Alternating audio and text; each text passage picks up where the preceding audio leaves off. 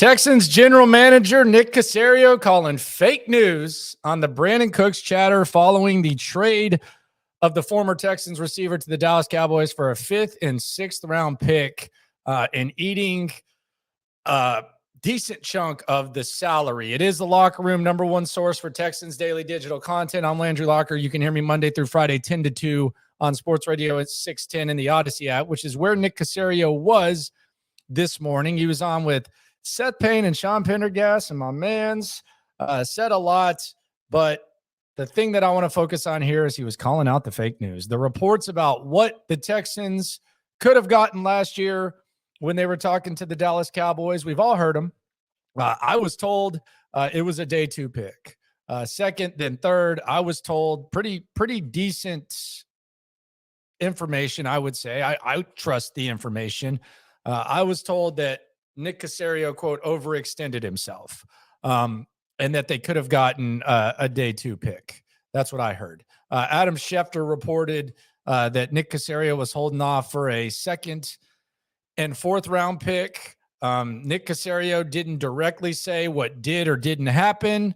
And I know he was getting kind of killed and mocked today in Dallas at 105.3 The Fan. But this was what Nick Caserio did say this morning on Sports Radio 610 with Seth Payne and Sean Pendergast in regards to the Brandin Cooks trade and the fake news. You know, trade discussions, I mean, quite frankly, they never materialize maybe the way that you think. I would just say, even going back to the season, quite frankly, I mean, there's a lot of experts, quote unquote, that spoke on this topic that quite frankly had no idea what they're talking about. So I think sometimes things that are actually reported aren't even close to being true. Nonetheless, I would say in this particular case, in the end, we felt this was the best decision for everybody involved. The trade, the markets, trades are always dictated by what a team is willing to pay. And then a team on the other end, in this case, the Houston Texans, we have to make a decision whether or not we feel comfortable and it makes sense, or you want to wait around and see if you can, quote unquote, get a better deal. So that's why we did what we did. And a lot of respect and appreciation for Brandin, what he's done in this league. And, you know, he's going to be a good player for a number of years here moving forward. All right. So Nick wants to wait around and see if we can get a better deal. My question would be this: did you get a better deal?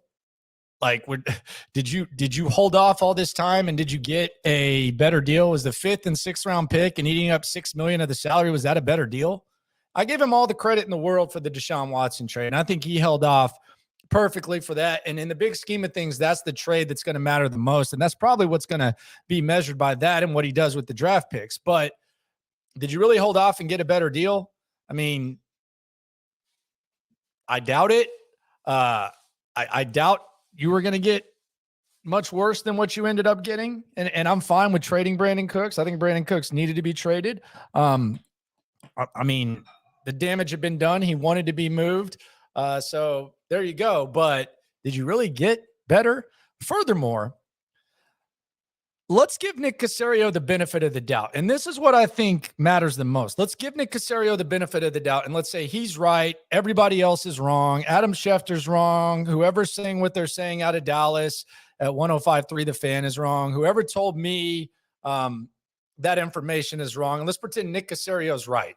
And he's the smartest guy in this situation, and he's right. Let's just pretend.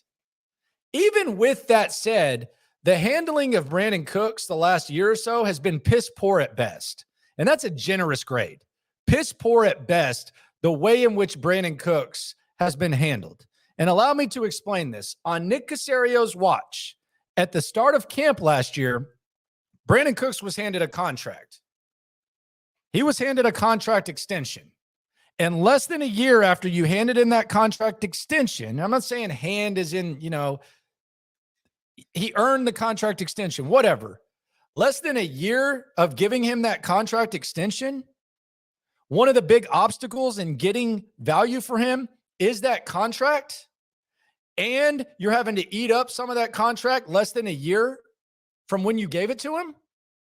That's not handling things very good. Now, maybe you can put that off on the Jack Easterby impact if you want. I hope that's the case because I'm rooting for Nick Caserio, but that's not good.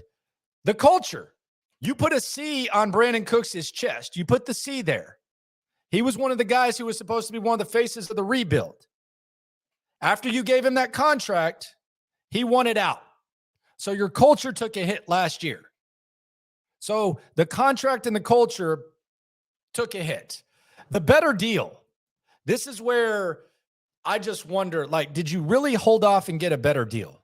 Do you really think did you get a better deal from the Cowboys? Is it about the money? Because the obstacle with the money was because of the contract you gave him. Did you really get a better deal? Like, were you going to get better than a fifth and a sixth? I doubt it. I mean, I doubt that you got a better deal now than you would have gotten. Doubt it. Significantly doubt it. But who knows? And the ultimate consequence, and this is what I was saying from the very beginning when you didn't trade Brandin Cooks. So assuming that you didn't get a better deal after you failed to trade him last year, and let's say it's even a similar deal, the ultimate consequence is you cost yourself the number 1 overall pick. Now, you didn't have to trade Brandin Cooks to avoid this. You simply had to make him inactive at least the final week of the season. Because the consequence could be you lose the quarterback you like most. Carolina takes that quarterback, and you have to sit back and watch the quarterback that you could have had ball out in the NFL. That's the ultimate consequence, and that's the ultimate risk that you take by having Brandin Cooks active after you're unable to trade him. It's not like he stepped on the field and improved his trade value. Like 5th and 6th, let's not act like you held off like you did with Deshaun, which, again, matters the most, and got a better deal. Furthermore, if you really want to talk about risk, if you know a guy's not going to be on your team next year, you know that you're going to try to trade him, why would you even risk injury for him in the final week of the season? Especially when he's your best player and especially when it's risky. And again, this isn't hindsight. Said this from the very beginning. Why would you risk that? So the ultimate consequence, hopefully it doesn't happen. Hopefully there's no foul, no harm. But regardless of what happens,